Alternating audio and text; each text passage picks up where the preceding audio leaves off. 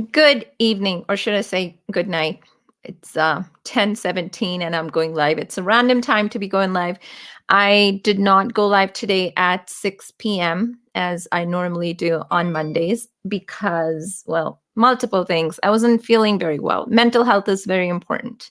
We're all going through a very rough time given everything that's happening in India. So there is COVID fatigue, uh, COVID anxiety, stress. The news that we're hearing out of India are very distressing.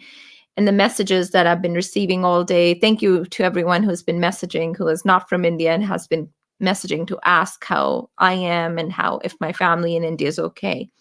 Yes, they're okay, but things can be better. They're all locked up in their homes, and they are seeing a lot of deaths, a lot of pain outside their homes, in their neighborhoods, in their communities, which is unfortunate. And of course, at some point, it does impact you as well. So today, that's what happened. I didn't really want to do a live show because I wanted to just go out for a walk, which is what I did, and I took care of myself. All right. Which is also important because if we don't take care of ourselves, like we can't take care of our family back home.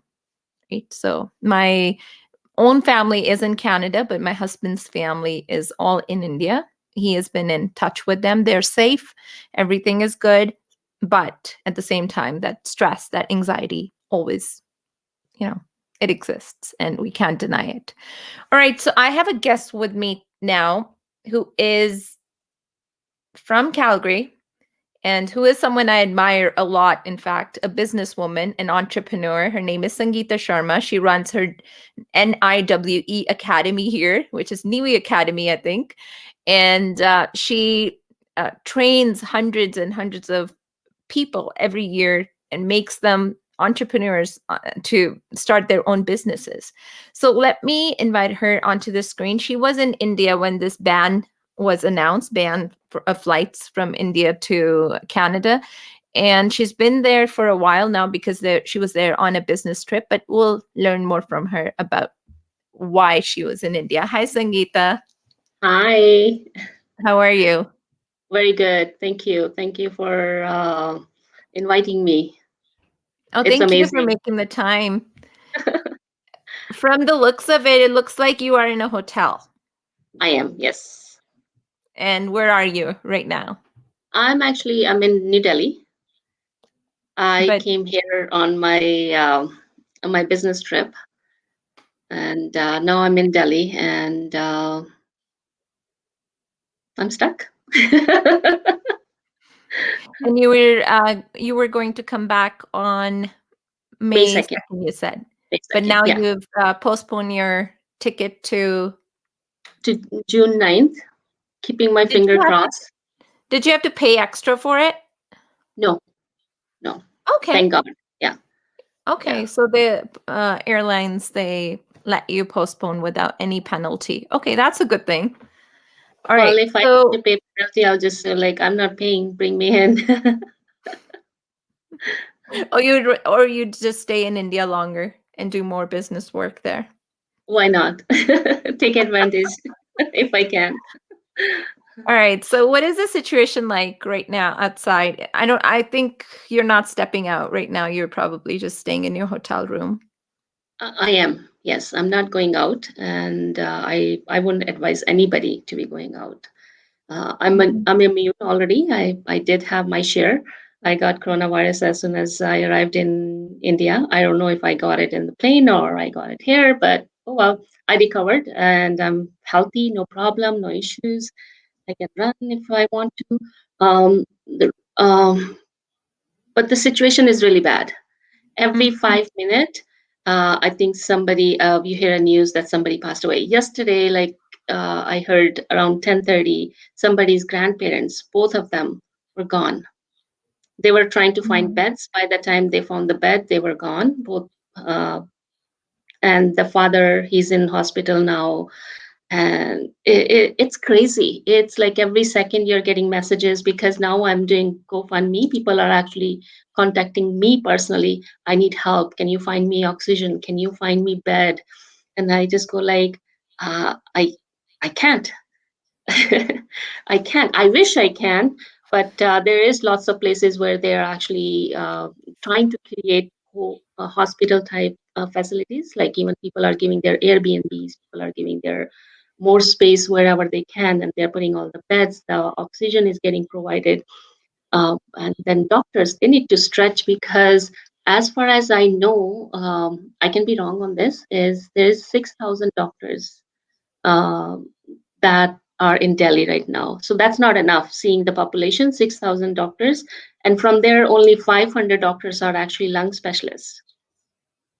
Mm. So And they also have to run around all over there may be doctors who are probably COVID positive too right now. 3 times. There's 2 times, 3 times, and they're still going. They are the real heroes at this time.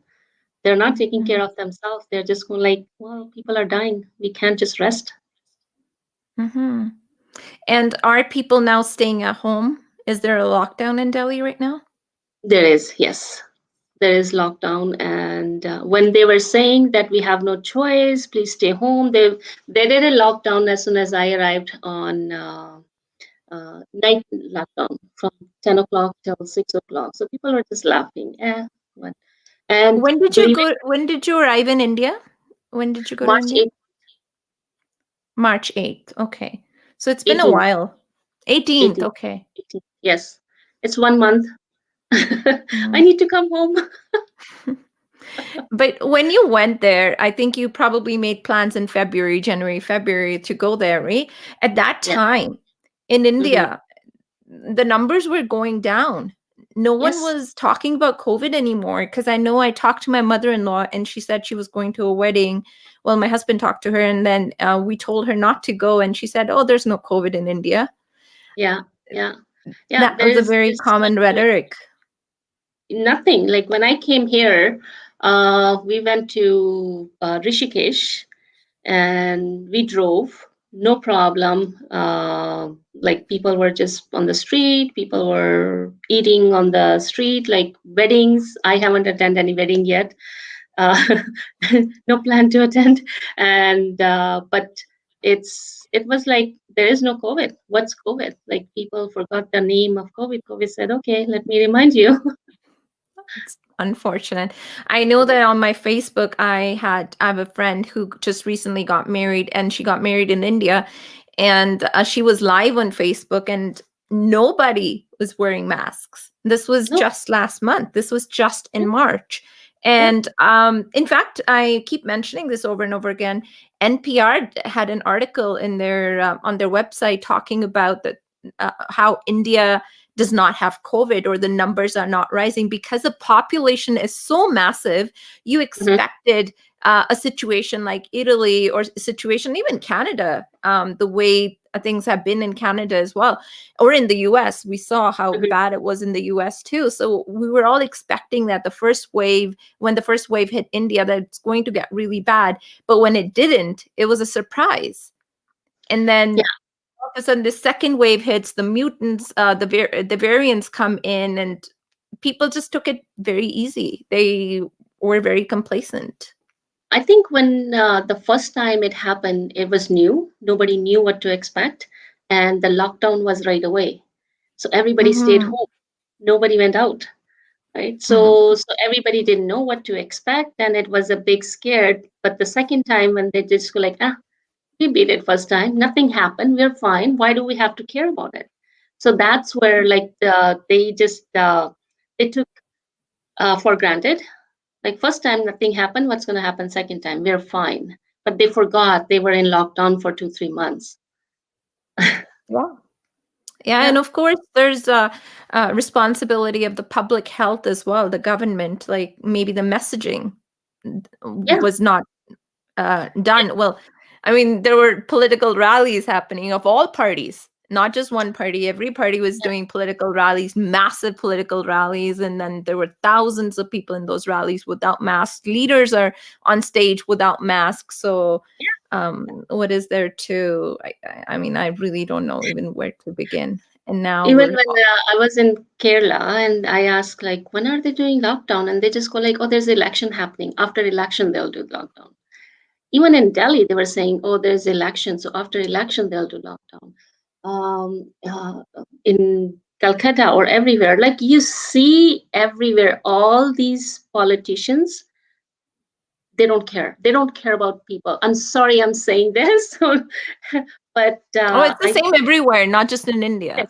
yeah. It's, I I mean, think at the people end of the take day, it's just, responsibility of their own health. People need to take responsibility for their own family and kids and anybody and just go like enough is enough.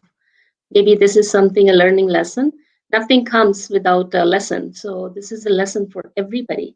Not me, not you, but I think everybody needs to come together and just go like enough is enough. We are not going to let politician divide us. We are not going to let anybody be responsible for our own health, Mhm. anything, right? So it's if I say I'm sitting here and I'm keep blaming other people, I'm responsible because I'm the one who actually elected them. So Oh, absolutely. And then at the end of the day, I mean, it's your parent, it's your family member who is getting hurt or who um, is suffering, and yeah, no one else from outside is going to come and help you in that yeah, situation. Yeah, you like you said, you're all of us are hearing somebody at every day, like somebody's losing a family member on Facebook, mm, on WhatsApp. Like I'm repeatedly getting messages of people, their mom, their dad, mostly it's parents. Like I know people who live in Canada, so those are my so that's my social circle. So within that social circle, people, they have their parents in India and they're losing their parents, and it's yeah. happening at a very fast pace, unfortunately. So what is it that you said that people are opening up Airbnbs? So the community, the public is coming together to help and to assist in this situation. So Yes. of course the hospitals, they don't have oxygen. No. And has that changed over the last few days? I I think they're still saying it's, I would say 5 to 6 more days. There's no oxygen on the ground. It's coming by the time it's arrived, by the time it comes to, and then the distribution and everything. I was actually seeing, again, I'm going towards politician. This guy actually drove from I don't know from where, nonstop, not eating, nothing. He drove the whole truck with oxygens in there. And right at the Delhi border, politicians stopped and they put balloons and they start taking pictures and stuff. And you just go like, what are you doing? People are dying every minute. Like if somebody has COVID really serious, it takes 6 hours. And in 6 hours, if they don't get oxygen, they're done. They're done. There's nothing, nobody can save them. My goodness. Mhm. My But goodness. lots of like Khalsa aid, and hats off to them, like and there is lots of association Rotaries coming together. Rotary is actually trying to provide oxygen concentrators in every hospitals, and it's 38,000 per unit. So they're trying to collect all the money for that, and then people, because the labor general labor, they don't have any work, so they're trying to go migrate into wherever they're coming from, or like they're just going from one place to another because looking for work, but there is no work. So there's no work, there's no food. Right? So and then government is giving them food, but I think they should give them money so they buy whatever they need to buy, than just giving them Mhm. keep giving them money, food. So there's so much. I think personally, I think system is broken. Of course, of course. Yeah. Health infrastructure was not ready for this kind of calamity. And then they did not take the time from the last wave when it happened to this current wave. They could have used that time to build that health infrastructure to prepare the country for what it is today. Yes, we can blame the public as well for not taking the precautions, but at the same time, responsibility ultimately lies with the government in power, because the public health has to issue that directive and be very stern about those directives too. They have Yeah. to repeatedly inform the public that you need to cover your face, you need to cover your put a mask on. So you need to get that messaging out over and over again. But if you are going there and literally not wearing the masks yourself and Yes. modeling a behavior that you should not be modeling, then you can't expect people to. I mean, like we talked before we started, unfortunately, people are in a democracy. People are not. They don't have that much time to be thinking about these things. They need to be They told. don't. Hmm. Hmm. Who has the time It's for this? it's like, well, look at us. Like we're educated, and we've, like I say, I'm from Canada, but every time I'm going out, I'm forgetting my mask, and then I come back. Mhm. So It's a new subconsciously, habit. it It's a is. new habit. It's, I mean, especially for older people. Now I see that the younger kids who have grown up with this, I Mhm. see my daughter's friends at the park, they're all wearing a mask all the time. And Yeah, for them, it's become a second habit because they're younger and they're easily trainable. But let's talk to someone who's 40 years old, who's 50 years old. They've lived 40, 50 years of their life without a mask. And all of yeah, a sudden you're telling them you need to wear a mask all the time. It's a habit that's taking, it will take some time to build. And also you need that repetitive reminder, yeah, be it yeah. on TV, just like they did with polio drops, right? Yes, yeah. They need to do that. And same time, I Yeah, think it's people need to know what type of mask to wear. And all you see is people are wearing hanky, like those napkins or yeah, something. yeah, yeah, yeah. Like, and you just feel like you're not getting any protection from it. It's like if Mm. you can see, then whatever you're breathing is coming out. Yeah, and So it's not really sealing you entirely, like from chin to up here. yeah, Yeah, no, even because it's a cloth, it's a very yeah, thin. So if you can see the layers, and if you can see from one side to another and outside, then you're not getting protection from it. yeah. But There's no how they wear it, they just like they're wearing it up to here. the chin I came, maskers, what we yeah. call them. Yeah, When I came from Kerala to here, I saw in the plane people were wearing masks up to here, and I have double yeah. mask and the shield, and I did not. I was so thirsty, but I didn't open my bottle or anything. I just like, no, we're not. And you still got COVID. Yes, Crazy, yes, insane, right? It's just, yeah, yeah, it's the variant that's out there right now. It's so contagious. it is. It is. It's Especially the airborne. double mutant. Mhm. It is airborne Incredible. right now, so it's scary.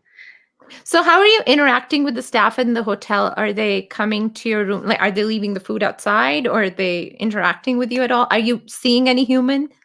I am. Is there any human to human touch? Yeah. Or is I actually I went for a walk because there's nobody on the street, so I actually did a almost half an hour walk. Just nobody was there. It's nice weather, so I just like, okay, I can walk. But when you go outside, hotel staff is there, but they're fully covered. They're pretty good, and I don't let anybody come in to clean my room and stuff. They just come like, do you need anything? I just like stay out. I don't need anything. Put my food there. I'll take it in and I'll eat. and you're Yeah. moving to Airbnb after this, right? Hmm. Yeah. And you're getting that sanitized right now, and then you'll be there for the next month. Yes. What do you Yeah. plan to do for the next month? Talk to me Next once a month. week. Sure. Why not? Let's do that. Anybody who needs me. Update me every week what you were up to. So what are you going to Yeah. do there for a month now that you're in India for a month? Well, I'm already talking to a few NGOs, Rotary. So, in fact, I might have a meeting with them tomorrow. And my Rotary from Calgary is working very hard. They're trying to support me as much as they can. I'm talking to one of the Rotary member, Anna Maria, like she's every day. This is what's happening. How are you doing? Where do you need help? So it's amazing. You feel blessed that you have so many people looking over you and helping you wherever you need. And if I need to go out, I will actually go out. If somebody needs help, I will go out. If I have to go deliver food, if I have to do something, I will go out. I will put myself into the situation to help other people if I have to. But same time, I will have the full. They have the full suit, and I said, if I have to go PPE. out, I will wear PPE, and I'll just prepare myself and go out. This will give me chance to go see people at the same time, help and support. Yeah, And I think, like you said earlier, it's both a curse and a blessing at the same time to be there. You're stuck in a situation where you don't have your family with you, you're by yourself. And yet, at the yeah, same time, there is an opportunity. If you can help somebody, now is the opportunity and the time for you to go out and help. yeah. And this is the time people need. People need Yeah. people like us, like we don't have anything else to do. We have time in our hand, and even like making phone calls or seeing where the funds can go, what can happen, and how to help.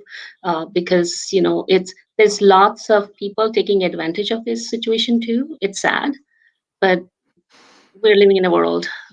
So, Yeah. but we have to be careful, and that's where people just go like, "Can you verify this person if person is genuine? And can you verify this?" And I just go like, "Sure, I have Indian number, so I call." So wherever Oh, that's I'm, nice. yeah, Yeah, no, absolutely. Make the best of your time there, and yeah, make sure you always keep smiling. You have to take care of yourself before you can yes, take care of anyone else. You know how they say yes, in the plane, you have to put your own oxygen on first before you yeah. can take care of anyone else. So please do take care of yourself. Stay healthy, stay Thank safe, and then I think I'll keep in touch with you. I think we'll talk because Sure. you seem I'll to try have to good make some internet videos and connection. send it to you. Yeah, Yeah. Send me some videos from the ground. You'll be my reporter. My sure. reporter Why Sangeeta from the ground. not? Why not? I love doing those things too. Yeah, no, I have a friend's daughter. She's in Taipei, and she has just finished her pharmacology PhD, and she's actually working on COVID. So she gives me all the information what's happening in India. Oh wow. She And she's in India too? she no, she's in Taipei, but because Oh, she was Taipei. working for a government here, and so she has all the connections. So I get all the information from her. Maybe I should get in touch with her. Hmm. Sure. Yeah, I can get you in touch with her. Uh, it'll be scary to listen to her. Trust me. Yeah, no, I'm talking to an infection specialist, infection specialist tomorrow.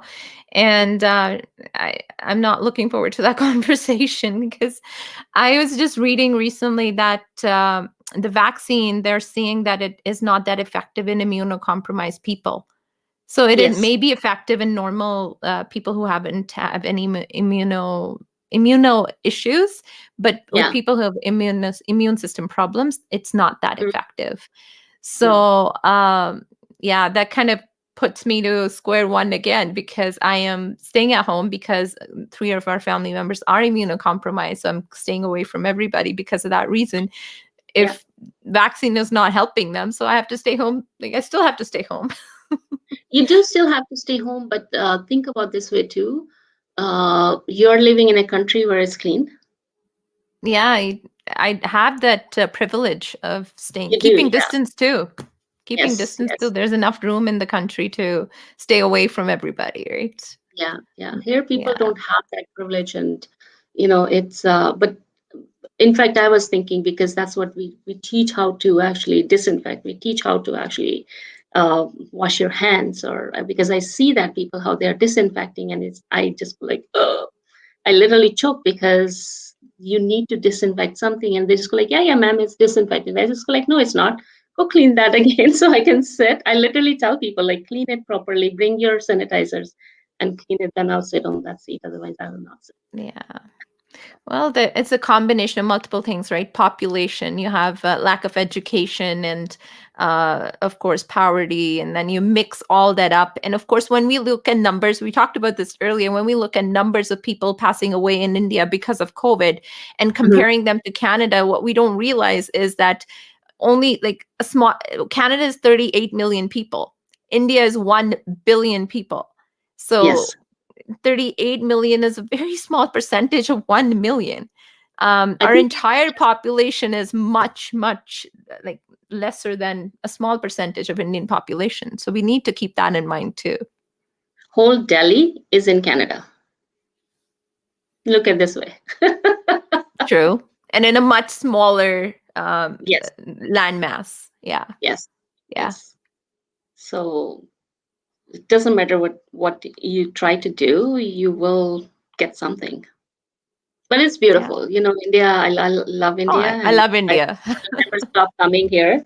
Yeah. And right now, India, I'm here, and maybe God put me in this place. India needs me, so I'm here.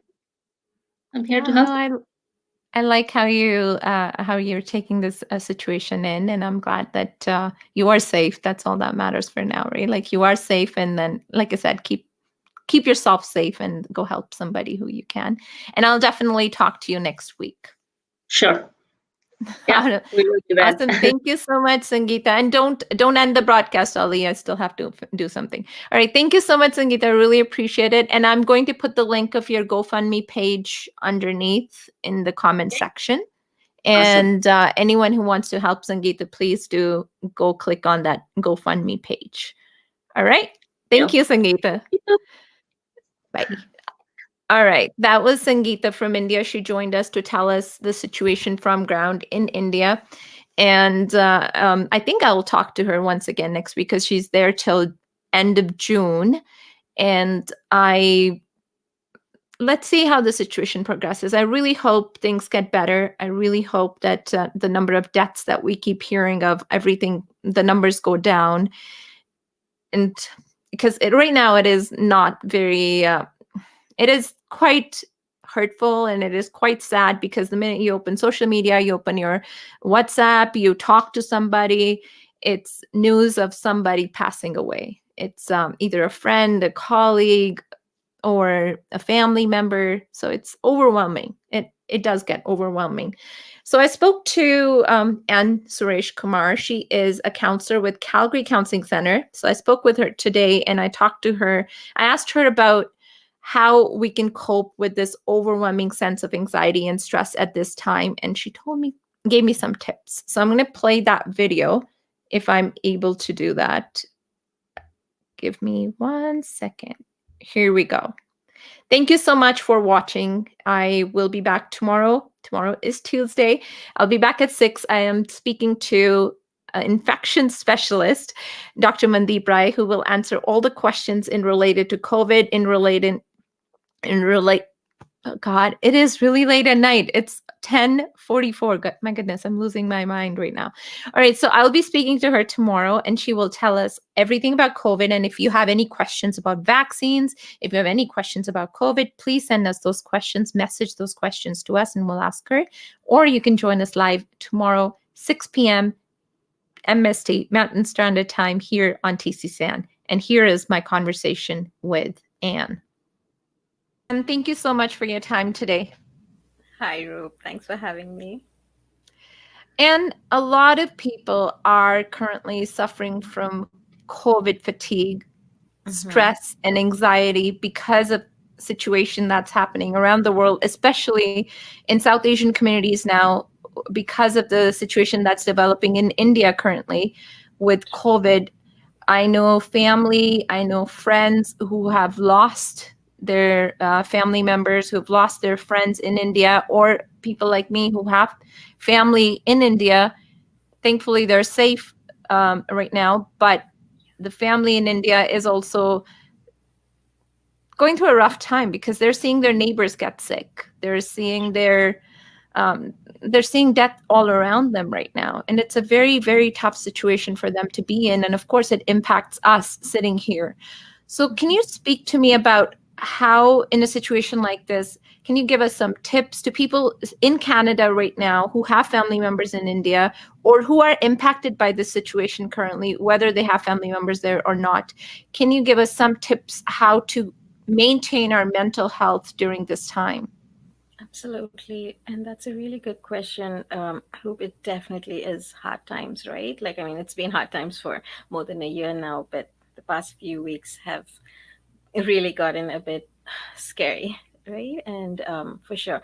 So, what we're noticing that is happening right now with most of us, it's called this feeling called languishing. So, it's neither like you're depressed or sad, but it's the sense of emptiness, the sense of like just feeling blah, and it's like you're seeing your life, your future through a foggy windshield, right? And what we've been dealing with in this past year and more is what we would refer to as anticipatory grief. So we've been experiencing grief at micro and macro levels, and when I say anticipatory grief, it's that grief of continuously losing your normalcy, loved ones, people around the world, whether they related to you or not, right? And then this continuous feeling of what next, right? And then there were phases where we thought, yeah, we've got this. And so every day is so different, right? So I think at the key of all this, it's very important to take one day at a time, especially during this time when you keep hearing this ongoing news about what's happening back home in India. And then the other thing would be like minimize as much as possible the media you consume. Now, each one of us are so different. Some of us have a high tolerance level to media and consuming, some no, right? And some maybe in between. So, first try to recognize how much of it can you take in and how is it impacting you on a day-to-day basis, because I think it's very important during this time to take care of yourself first, right? To be there for your loved ones, to extend support, right? So think of it like, what do I have control over? What don't I have control over? What can I do on a day-to-day basis to stay positive and to extend support? And even if that means maintaining a routine, right? So when I say maintaining routine, I'm not talking even about a rigid routine, but something, right, where I do get up in the morning, I shower, I make sure I eat 3 meals a day, I have some positive time to calm myself down and meditate, whatever that looks like for you. And so then when my people need me back home, I need to be on a phone call. I am someone who can extend positive support.